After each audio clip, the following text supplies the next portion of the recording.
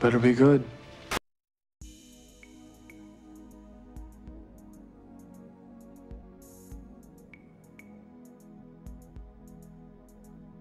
The United States of the 1960s saw itself getting into an unjust war, and with the assassinations of JFK, his brother, and Martin Luther King, growing distrust of long-established institutions led to a new counterculture.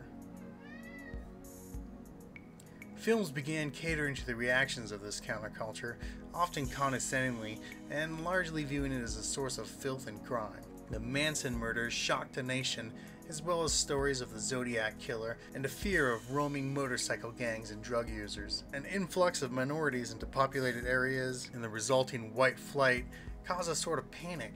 Films of the era reflected a disturbed and disoriented culture, trying to reckon the past with the present.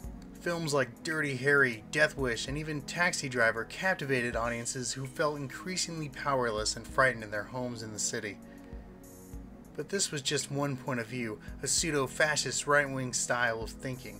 In the late 1960s, an entire genre sprung up, seemingly celebrating the counterculture movement. Many of these biker films were exploitation films to their core, but they were a huge hit with audiences, with Easy Rider becoming something of a hit with critics as well. Somewhere in the middle of all these was The Born Losers, a film that introduced the character of Billy Jack. Billy Jack, as portrayed by Tom Laughlin, was kin to the counterculture movement. He was a half Native American former Green Beret and was willing to stand up not only to the troublemakers of the counterculture, but also any establishment authority figure who wanted to abuse him and his ilk. You need.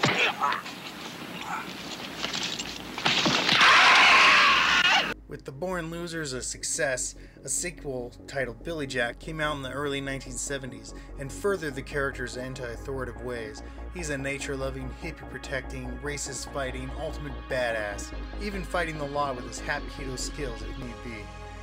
A couple of sequels followed, allowing Laughlin to push his politics further and further in each film, though usually using the character of a mild-mannered school headmaster, played extraordinarily well by Laughlin's real-life wife, to deliver lectures to the audience espousing his worldviews. All of this is to say, Billy Jack is a rarity in the action genre. He's a left-wing action hero.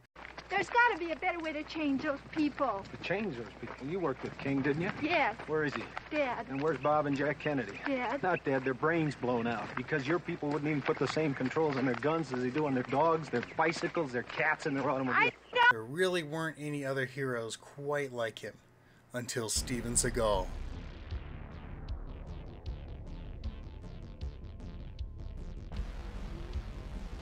Not one CIA agent has ever been tried, much less accused of any crimes. Seagal's unlikely trajectory could make for an interesting film in itself, but suffice it to say, he seemingly came out of nowhere to be a major Hollywood player within a couple of years. His fighting style and brutality were essential to his tough guy image, but always lurking in his films somewhere was a bubbling frustration with the system. Tell me something, old buddy. Do we kill our own senators now? Why not? The Romans did. Seagal nearly directed Under Siege, his biggest hit, but chose to let his friend and the director of his debut film helm instead. Seagal had bigger plans. He'd tried to craft an epic gangster film together with Out for Justice, but it ended up being cut down into what seems to be just a montage of extreme violence. So Seagal used every bit of clout he had, every Hollywood favorite ode, to create what I think is the defining film of Steven Seagal's career, On Deadly Ground.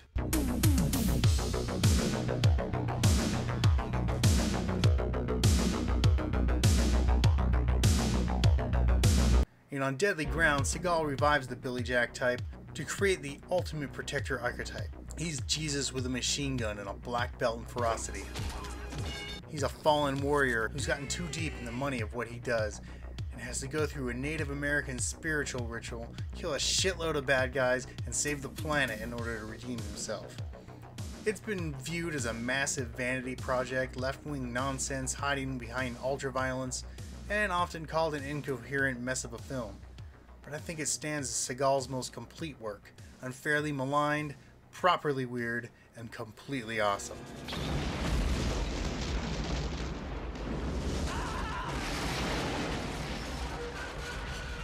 Steven Seagal plays a character hilariously named Forrest Tapp, but but it's a name worth looking at as it combines the last names of Nathan Bedford Forrest, the first Grand Wizard of the Ku Klux Klan, and William Howard Taft, the 27th President of the United States.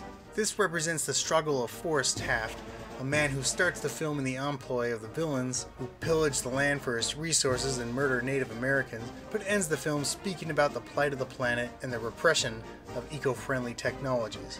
Nathan Bedford Forrest was known for being a bloodthirsty cavalry commander during the Civil War and an early member of the KKK, but he spent his later years convinced that there could be harmony between the blacks and whites, giving a speech saying, "We were born on the same soil, breathe the same air, and live in the same land. Why then can we not live as brothers?" William Taft spent the later years of his life pushing for individual rights, even as he stripped many from blacks. And yet he also spent a considerable amount of time using his political clout with the League to enforce peace, trying to end war. Seagal wraps these ideals up, perhaps unfittingly, in the facade of a man so superficially cool it stops working as soon as you see him. He's got the Clint Eastwood squint, a cowboy cigarette, a ponytail. He's dressed anachronistically as some kind of natty bumpo frontiersman. He's a red-adair kind of oil firefighter straight out of John Wayne's Hellfighters. He plays it mercenary at the beginning of the film, but as soon as Native Americans are getting picked on in a bar, Seagal brings the Billy Jack in a big way.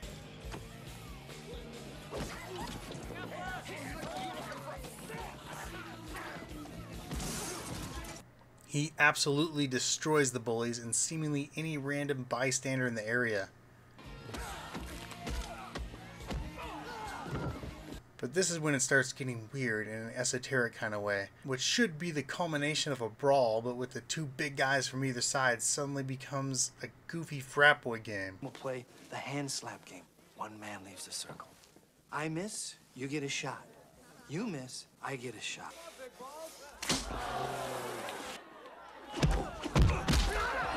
And then... what does it take? What does it take to change the essence of a man?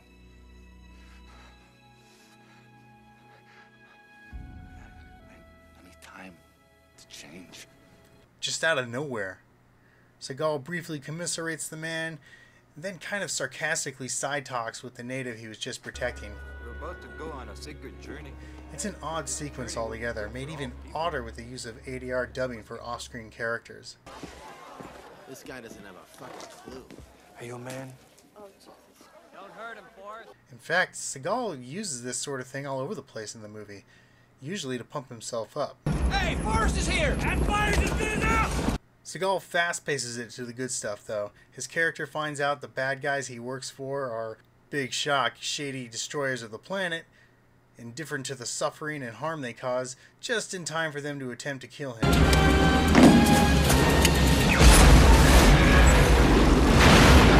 Seagal goes on a spirit journey where, no shit, he fights a bear. Then he decides to take on the bad guys himself. You see, it turns out Forrest Taft was a Black Ops badass. Just listen to all the talking up he gets. Just who the fuck is he?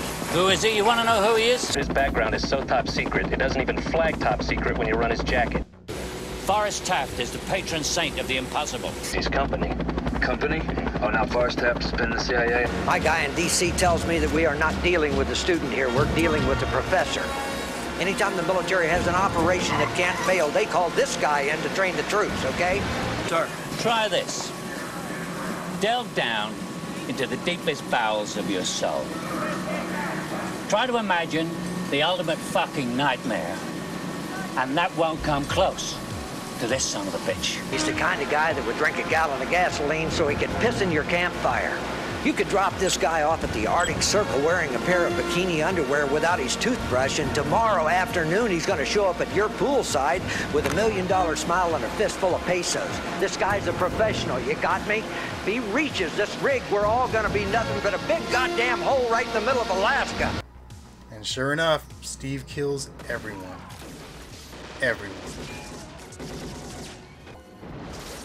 Even Dr. Cox. Despite the clock ticking for supersized explosions, Steve puts in a rather excellent fight scene between him and a group of baddies who all attempt to rush him. The sensei may not be the world's greatest director, but he is actually very good at action filmmaking. The shots are frame right, the impacts of every hit can be felt, and the gunshots contain glorious squib work. Then Seagal wraps everything up in a speech to rival even Chaplin in The Great Dictator. We have developed speed, but we have shut ourselves in. Machinery that gives abundance has left us in want. You don't know about them because if they were to come into use, they'd put the oil companies out of business. Now, there are problems. Steven really does push it here with the character of Forrest Taft. If Stallone's Cobra was over the top, Taft is right back up the next hill in terms of absurdity. Absolutely nothing can touch him, and Seagal's use of violence, similar again to Billy Jack, kind of dilutes the message. It doesn't matter right now. What really matters is the cold, hard reality of this world, and that's what we got to deal with. I didn't want to resort to violence. I think Seagal saw an opportunity here to try and get a message out to the masses who were watching his films that he might not have been able to otherwise. But because of the oil cartels and corrupt government regulation, we and the rest of the world have been forced to use gasoline for over 100 years. Think of the millions who ended up seeing this and were suddenly ambushed with a big Save the Planet speech after hours of gunfights, Aikido flips, and giant explosions. At least he gave you what you wanted to see first.